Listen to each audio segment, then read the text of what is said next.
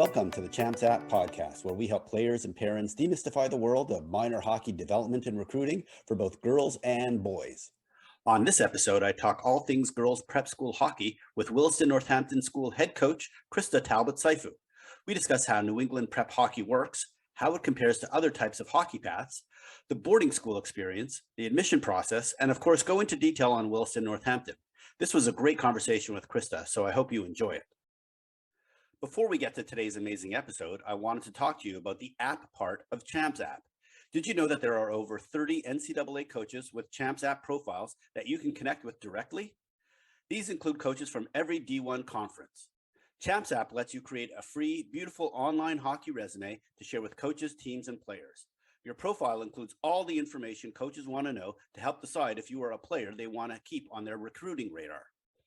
When you connect with coaches, they will receive automatic updates when you change your profile, add game or video, or alert them to upcoming games on your schedule. Just go to champs.app and click the sign up button to start your profile. You can check out the full list of the NCAA coaches using Champs App by clicking on the links in the show notes. I'm very excited to have on the podcast Christa Talbot Syfu, head coach of the Williston Northampton School girls prep hockey team. Originally from Lake Forest, California, Christa attended Williston Northampton as a student before playing college hockey at St. Lawrence University and then Providence College. She went on to coach Division III college hockey at Hamilton College, and then in 2003 returned to her alma mater as an assistant and then became head coach in 2004. In 2020, she was named the Prep Girls Coach of the Year by the New England Hockey Journal. So welcome to the podcast, Christa. Thanks so much for having me, Ray. It's great to be here. So thank you so much for doing this. So first of all, I know today is game day. So not very often we actually have coaches come on the podcast when they actually have a game. So you have a game a little later today on Cushing. So folks can figure out when this was recorded if they go back when this gets released to figure this out. And also congratulations, you now hold the record for the longest time it took for me to schedule someone as a guest, as I've been wanting to chat with you for about the girls prep school hockey for over a year now. So thank you for finally making it all work and getting to talk to you today. Yeah, thanks for your patience too. No problem. So let's start off like we do all our guests. Tell us a little bit about how you started playing hockey and a little bit about your hockey history and how you got to play college hockey. Yeah, great. Well, growing up in Southern California, my parents actually came from Minnesota. So we started skating. My sister and I started skating when we were like 8 and my sister was 6. And my sister actually really wanted to play hockey and I was a little bit uncertain. But she sort of pushed the needle forward and we both joined Learn to Skate and then started playing with boys. And then just before I think started 8th grade, I played for Team California, which was the first girls state team in California. We actually had kids from a variety of other places on the West Coast try out as well. So my first exposure to girls hockey was Connecticut Polar Bear tournament in summer. And from there, many people got exposed to prep school. We played with Angela Ruggiero, who quickly went to Choate after our August showcase. And I continued to play boys at the South Coast Sabres in Anaheim, California, which I think now has sort of been taken over by the Ducks. And continue to play for Team California at a variety of different showcases against other girls teams during Thanksgiving, the holidays, nationals. And then I really pushed my family to consider boarding school. So I came to Williston and repeated my junior year. I spent 2 years here. I had a great experience. I spent 1 year at St. Lawrence. And then transferred to Providence College for the remainder of my career. How come you only lasted 1 year at St. Lawrence? What was it that made you want to change and find a different school to attend? Yeah, I think for me, St. Lawrence felt a lot like Williston. It was pretty remote. And many of our games were Friday, Saturday, and we spent bus rides from Thursday to Sunday. So we were away quite a bit, which meant that we were missing classes. And I think I felt pretty isolated, having been at a place like Williston that was located in a town where I was close to the airport to get back and forth home. It just didn't feel necessarily like the right place for me. So I opened my search again and then landed at Providence for the remainder of my college career. And I had a tremendous experience there. I have lifelong friends, and it culminated with in my senior year, we won the ECAC championship, which was really exciting. So I got a question for you. So while you're at Providence, you were an assistant captain, and what do the following players all have in common? Holly Tink, Mel Ruzzi, Kirsten Matthews, and Meredith Roth. And the answer is not they've all been on the podcast, because not all of them have been on the podcast, but most of them have. So what's the answer to that question? That they all have they in common? all went to Providence and were teammates of mine. And what else? They are also all Division I coaches now, and just like you are. So what is it about Providence that became such a coaching tree? Yeah. I mean, I think that all of us have a passion for the game, and being able to have hockey be part of our experience and our daily lives. I know for me, I coached 1 year in college, and that was a really, really great experience.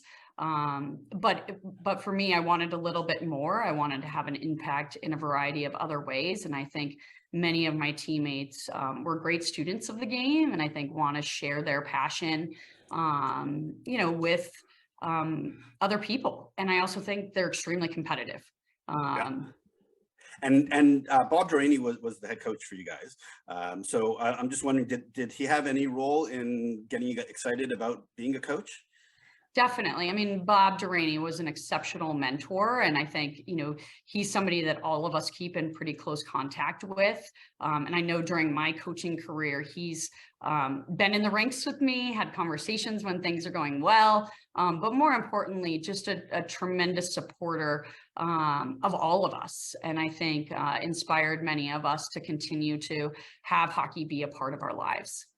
Well, awesome. All right. So correct me if I'm wrong, pretty much right after you finished college, you went and got your master's degree, and then you quickly got into coaching, like you said, at Hamilton College. So talk about kind of those first couple of years and how you ended up back at Williston Northampton.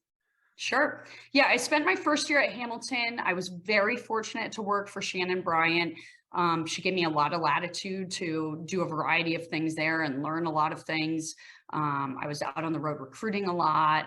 It was really exciting to get on the phone and talk with players. But in the spring, I got a call actually from a few people at Williston that said that there was an opening in the admission office, and, really encouraged me to consider applying. So I actually came and interviewed, got the job, and started in July working here in the admission office. I coached ice hockey. I was just the assistant coach for the first year. So I ended up taking over as the head coach my second year here. And I spent 5 years in the admission office, and then I moved to the dean's office for a little while, and then moved back to the admission office. And I've also added, I coach cross country as well. So it's been a really terrific experience to live back where I, really started, I think, figuring out who I was. I became a much better student here, and really grew to be independent and confident during my time here at Williston. So it's been a tremendous 20 years. And as the head coach of the program for 19 years, I'm really proud, of the experience that our kids have here. I feel very lucky to work with tremendous kids and parents who take advantage of all the offerings here at Williston. Right. So actually, let's talk about the school for a second. So Sure. it's located in East Hampton, Massachusetts, which is not really close to Boston. You're pretty far west, and you're really near Springfield, as the major town nearby or major city nearby. Maybe just talk about the location, the facilities, and just the actual prep school side of things on the academics. Sure. Yeah. So we're a medium-sized school. We have about 400 students in grades 9 through 12. We do have a middle school that's just day students. That's about 80 students. So we're just under 500 students. 70% of the students board here. 30% come from the local area, about 25 surrounding towns. We start boarding in 9th grade, and we actually have students join us in all grade levels, including a postgraduate year. So we graduate about 125 to 130 students each year, and then we'll add kids at every grade level. Wow, So we're located in, oh, go ahead. I was just going to say, so being director of admissions is a big job just to get in and replace those 125 students every year. So yeah, I'm actually not the director. I'm part of a really tremendous team. Our director of enrollment has been here for probably about 15 years or so, and we have a really experienced team. So I feel fortunate to be sharing the load of filling the school with a variety of tremendous people. Gotcha. Okay, so yeah, let's just talk about like the campus, the Yeah. infrastructure that you have, both on the sports side and on the academic side. Sure. Yeah. So we're located actually in a town, which is probably a little bit different than many schools that are a little bit more remote. So from my office here, I can get to about 20 different restaurants and a grocery store and a Walgreens. And I think that's something that's really unique about Williston. We have 8 dorms on campus, 4 for girls and 4 for boys. We have a rink on campus, as well as a gym with a pool, a strength and conditioning space, as well as a fitness space, basketball courts. So we have 27 different sports on campus. And many of our kids are participating in all 3 seasons. So the kids on my team tend to play soccer or field hockey. I had one play volleyball this fall. And then in the spring, there's a variety of things that kids do, from softball, tennis, lacrosse, track and field, water polo. So we have all those facilities, as well as, a rigorous academic program. So our students here are challenged, and probably are more challenged than they've ever been before, but also supported. We have students that are taking a variety of AP courses. We have a really diverse set of elective classes where kids can, try something and learn a lot about themselves, from things like robotics and engineering to a variety of different science electives around genetics or psychology or forensic science. In our social sciences, kids have access to classes about immigration or a particular region and the history of that area. And then, I would say many schools like Williston have robust arts programs. So we have a great theater program. We have a couple of acting classes. And then we have things like film and sculpture and photography, drawing and painting. So we're really educating the whole person here and allowing kids to have creative outlets, but also, continue to push themselves academically. Great. And so clearly then, like, if they want to pursue a liberal arts degree, obviously you've got that side, as well as, the hard sciences and the other types of academics. So I'm just curious, once again, I don't really know a lot about prep school from, practical experience, other than kind of what I see on TV and reported on the news kind of a thing. So what would you say, really simply, are the benefits of prep school academics versus a public or private schools elsewhere? Yeah, I would say, having smaller classes. So the average class size here is 13 students. So I would say smaller classes, the emphasis in classrooms is really active.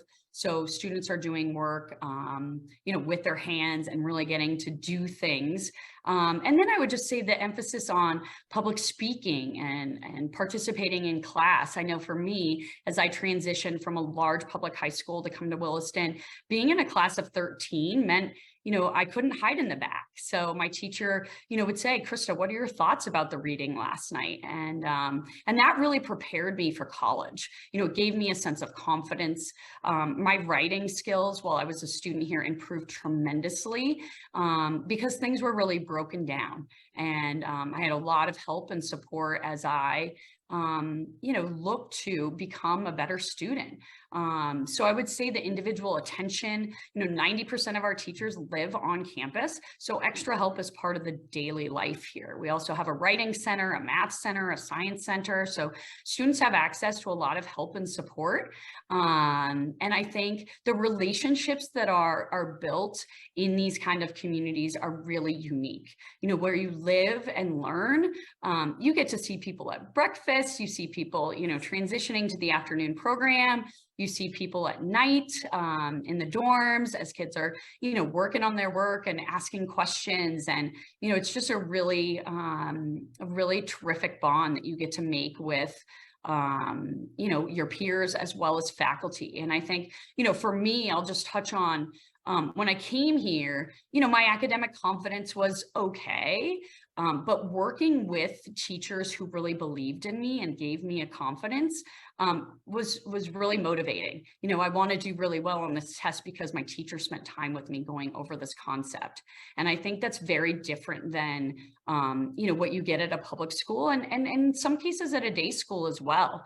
I spent hours working with my English teacher. She lived on campus in the dorm next to me. So I was over at her house all the time. And that made a tremendous difference for me. And when I went to college, in many ways, college felt a lot easier because I had learned a set of skills and habits, from time management to how to juggle, playing sports and a rigorous academic program. And I also was really self-sufficient. I did all of these things without my parents. Sure. And so I think there's a variety of benefits. And I think a lot of it centers around, the education of the whole person. Gotcha. All right. So that's a phenomenal kind of comparison and understanding of the benefits of going to not just prep school, but even Williston Northampton. I'm curious, though, can you tell me about the bell that you have on campus? Yeah, that's actually our victory bell. So one of the traditions here is after sports games, when a team wins, they go and ring the bell.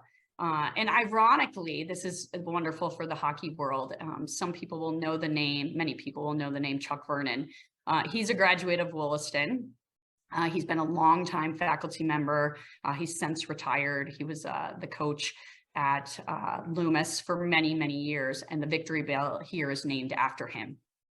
So now let's move into the prep hockey side of things. As you shared with me just before we hit record, not only do you coach the team at Williston Northampton, but you're also, I believe, the president of the New England Prep Girls Hockey Association. Maybe you can tell us what that's all about, and then we'll get into more details about girls prep hockey. Yeah, so I'm one of the co-presidents. My co-president, Jamie Goldsmith, she works at Berkshire. So we work together with the executive committee and the Coaches Association to, I think we're just looking to serve the students, athletes at our schools in the best way possible. And so we are, constantly having conversations about how to push the league forward and market what we're doing and, giving athletes an opportunity to thrive and accomplish the goals that they have.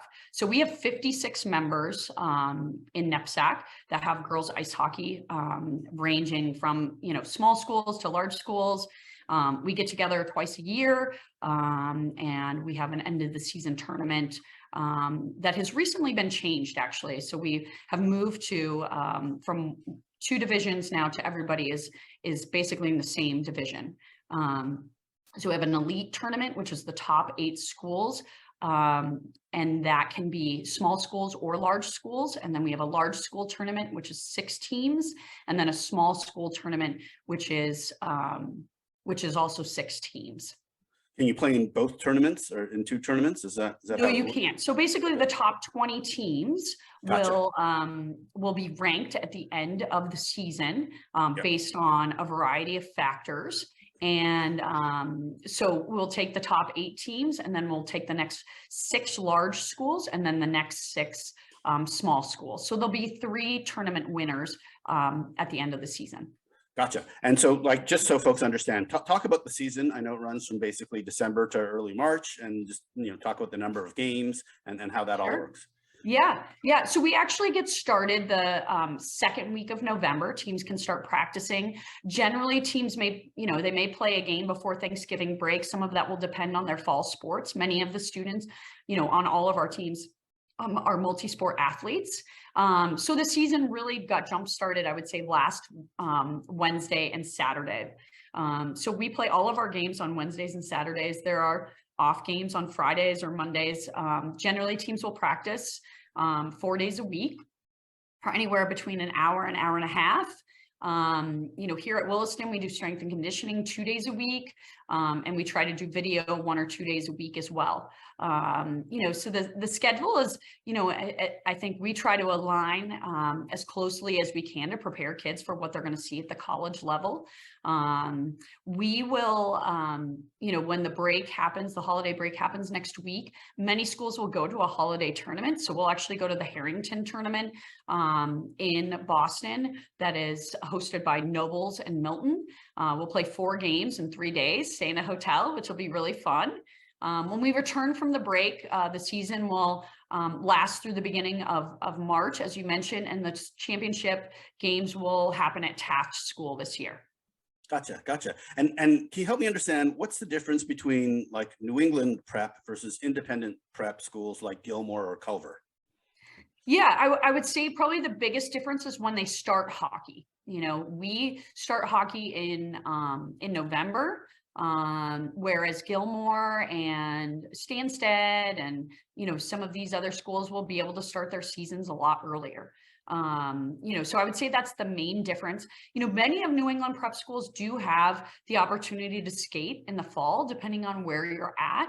Our students have access to ice 2 days a week as they're, juggling their fall sports, and then they play on their club teams on Sundays. Generally, we'll have a practice and a game. So, depending on what school, you could be skating 2 to 4 times a week in the fall, and then when the season starts, being able to be on the ice 6 days a week. And then in the spring, depending on what school you're at, you may have access to ice or not. Gotcha. And you mentioned a little bit earlier that, students can come in at any age into the process. So I know Kendall Coyne has talked about her going to prep school for 1 year because she was asked to make sure she was prepared academically for an Ivy League education. She didn't end up going Ivy League. But I'm wondering, is that something that you hear from college coaches in terms of, hey, just so you're prepared for the level of rigor in our academics, some students should be coming to a prep school to play hockey?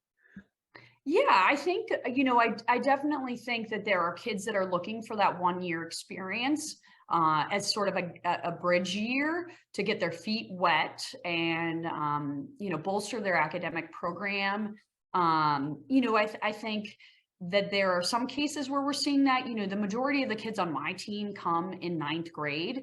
We have a tremendous 9th grade program here that really helps students get acclimated and provides a really great safety net for them as they get started, especially being away from home. But I would say that over the last 5 years, there is definitely more interest in doing a 1 year experience than there ever has been. Okay, gotcha. And so we've talked a lot about hockey academies on this podcast and just the content on Champs App, the website.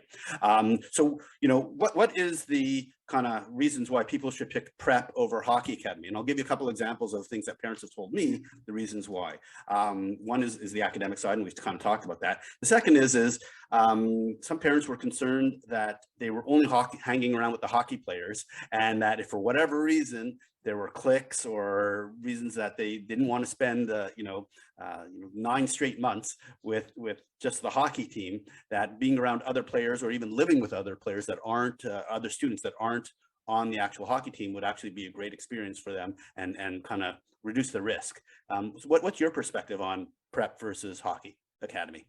Yeah, I first would just say that I think every student has a different path. And one is not better than the other. I would say that, for students that are considering boarding school and prep school, there's just a different balance. Students are playing multiple sports. We have students from 30 different countries and 25 different states. I actually lived with a German student my first year. I'd taken 4 years of German, and that was such an incredible experience. I thought coming across the country from California was going to be really hard, and living with somebody who was coming across the ocean who spoke, 3 different languages, that was a really enriching experience for me, and actually has created a lifelong friend. And so I would just say the exposure and diversity that is offered at a prep school is definitely different. When you have kids you know, who are coming here for a variety of reasons. You know, we have kids that want to go to acting school. We have kids who are here to have an American experience. I have 2 girls in my dorm from Mexico, you know, who want to have an American experience. They've never played sports before, you know, but our dorm has really benefited from learning about their culture and their strong family ties. So I would just say that it is definitely a more balanced experience, a more well-rounded experience. You know, the opportunity to try different things. You know, I have girls on my team that have just been hockey players and they've tried field hockey and, you know, could be a college-bound field hockey player. I've had kids like be able to try something new in the spring for the first time. And there's something really beneficial about not being the best at something, you know, learning, you know, how your body moves and how to learn something new. Okay, so let's now move on to your actual hockey team. So I saw your record last year was 24-1, which by all accounts, that's a pretty darn good season. From what I could figure out, you actually won the championship. And so from what I could figure out, you kind of have an all-star team. And your players, as you kind of mentioned, play both on the prep side, but they also play on a club team. So can you just explain how that works? You know, I saw that you have players who play on the Connecticut Polar Bears and also the East Coast Wizards and maybe some other club teams. So maybe just talk about playing on prep versus playing on a club team during the season. So as Ray, you mentioned, you know, all of the students here actually play on a club team. We have students that play for 4 different organizations. And, you know, what's really helpful about the club program is that it supplements the hockey that students are not getting here at Williston. So our kids will play in the fall on Sundays, and then in the spring, as well as through the summer. So important showcases, you know, and the opportunity to practice and keep getting better, you know, and our kids are, you know, really working with each other to get to those club practices. It is a significant commitment. You know, the East Coast Wizards is about 1 hour and 40 minutes from here. The Mass Spitfires practice about 1 hour and 45 minutes away. The Connecticut Polar Bears and Mid-Fairfield teams practice anywhere between 1 hour and 2 hours away. So, you know, we're coordinating rides, you know, and parents are sharing the burden. And occasionally a student will have a car on campus to help with that as well. You know, but I feel really fortunate that our students and parents work well together to share that burden. Gotcha. And so let's talk a little bit about the development side of things. Obviously, they're getting practice with their club team and games with their club team, so they're getting their games in. But what is it you guys are doing on the player development side? Like, how do your players get better? Yeah.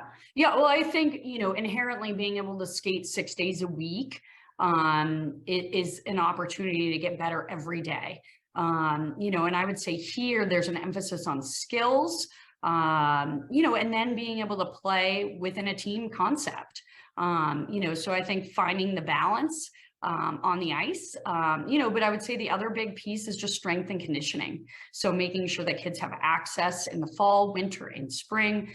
We have a tremendous strength coach here that works with our students in all seasons, as well as being able to give them a program for the summer as well. In fact, you know, before we actually even got on the ice, we tested in 6 different areas before we got on the ice, which just gives kids an opportunity to sort of see where they're at, give them a benchmark, and then, you know, address these are the areas where you need to get better at. So I would say, you know, from a player development standpoint, we watch video, we have strength and conditioning. You know, we're dedicated to the growth of our players on the ice by providing them skills, but also the opportunity to work with each other and play a really good team game. Perfect. All right. So moving on, I got just a couple more questions for you. So given the high quality players that you have on your team, I'm wondering, you know, do you get a lot of reference calls from coaches asking about your players, from college coaches, Division I, Division III, et cetera, et cetera? Yeah, definitely. I mean, the goal for all the students in our locker room is to be able to play college hockey at the highest level. So, we're fortunate to have college coaches at our games, our practices occasionally. We go to a large showcase next week, the Harrington tournament, and there will be coaches at many of our games there. So absolutely, you know, having a number of friends that coach in college as well is really helpful, because it gives me, you know, a great sense of, you know, where our kids will fit and if they're good matches. We currently have 20 students playing in college at a variety of Division I and Division III schools.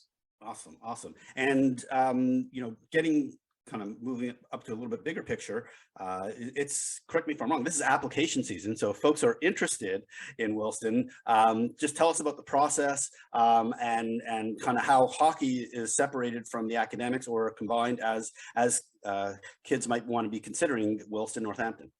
Absolutely. So generally students are, you know, doing research and visiting schools in the fall and winter.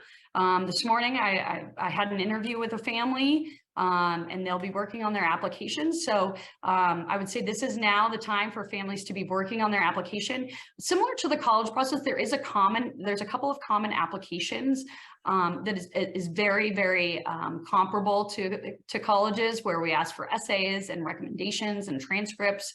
And so families will be working on that now.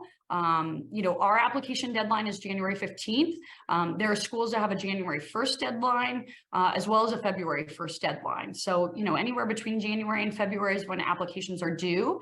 I will spend a lot of January and February reading applications and making recommendations to the different committees. And then families will actually find out their decisions on March 10th. That is a national date where we release all of our decisions, and then families will have between March 10th and April 10th to make a final decision.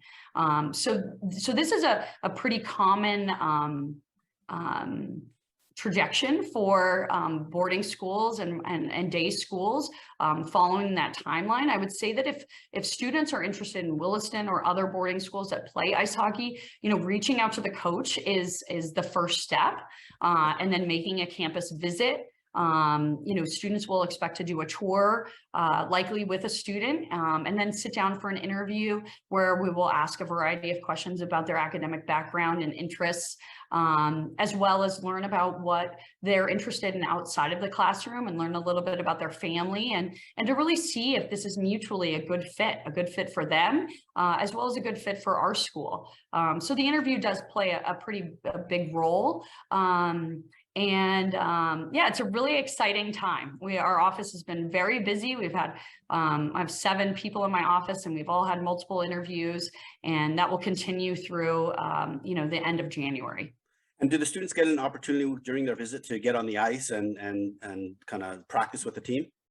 Yeah, unfortunately, the NEPSAC does not allow any student athlete in any sport to practice with a team. So, you know, generally students will, you know, stay and watch a practice or come for a game, you know, to get a better sense of the level. But unfortunately, we're not allowed to have anybody skate with us. I'm just curious why they aren't allowed. Yeah, it's just an overarching, you know, rule. I think, you know, it gives some people a competitive advantage. You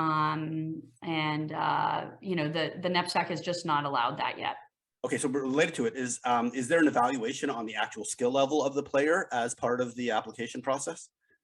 Yeah, I would say, you know, we're looking for the best, you know, students first, you know, and then our office is relying on coaches like me to let them know what the contribution level will look like for potential student athletes. So, you know, my job is to spend you know, time during breaks as well as Sundays watching and evaluating student athletes as they reach out and as they come to campus. So, you know, that's definitely a factor as we are considering applications, but we're looking at the whole person and how they're going to impact, you know, our community.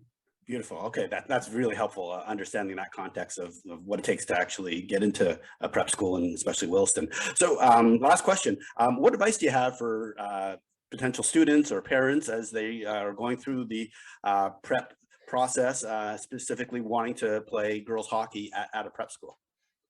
Yeah, I would say, you know, doing your research and asking a lot of questions and getting on some campuses, I would say, I think every kid has a different path. And so, whether it's a hockey academy or a traditional prep school, actually being able to go to a school and figure out if your child is a good match for that particular school is, I think, really beneficial. I think, social media and lots of conversations around the rink can be helpful, but every student is a little bit different and needs a little bit different environment. And, I would say that the 56 schools that offer girls hockey, many of them have tremendous facilities and great people and great coaches and great academic programs, but they all feel a little bit different. And I don't think you can really get a true sense until you actually go on the campus and meet students and faculty and see students in action on those campuses.